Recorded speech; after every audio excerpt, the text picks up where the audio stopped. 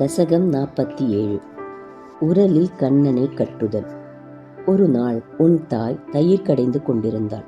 அப்பொழுது நீ அவளிடம் சென்று பால் குடிக்க விரும்பி தயிர் கடைவதை தடுத்து நிறுத்தினாய். பின் அவளுடைய மடி மீது ஏறி பாலை பருகினாய்.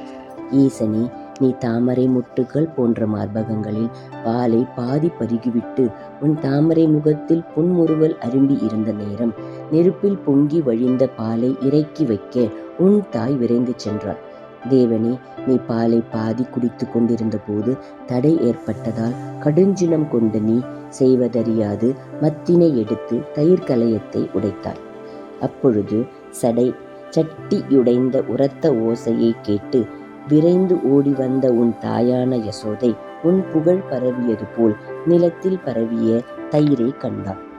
வேத நெறிகளால் தேடப்பட்ட உன்னை பெரும் புண்ணியம் செய்த யசோதை காணாமல் சினத்தோடு தேடிக்கொண்டு வந்தபோது உரலின் மீது அமர்ந்தபடி பூனைக்கு வெண்ணெய் கொடுத்து கொண்டிருந்ததை பார்த்தாள்.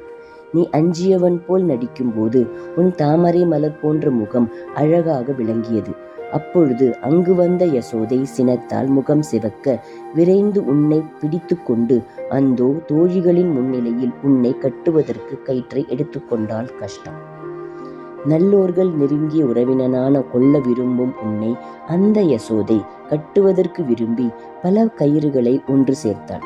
ஆயினும் அவையெல்லாம் ஒவ்வொரு தடவையும் 2 அங்குலம் குறைவாகவே இருப்பதை கண்டாள். ஹரியே, தோழிகள் அவளை கண்டு வியந்து சிரிக்க நீ அவளுடைய வியர்த்து சோர்ந்த உடலை பார்த்தாய். எப்பொழுதுமே எதற்குமே கட்டுப்படாத நீ அவள் மீது கருணை கொண்டு உன்னை கட்ட அவளை அனுமதித்தாள். அது விந்தையிலும் விந்தை.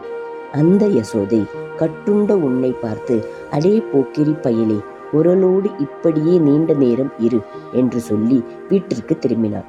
அப்பொழுது நீ முன்பே உரல் குழியில் வைத்திருந்த வெண்ணெயை தின்று கொண்டிருந்தாய்.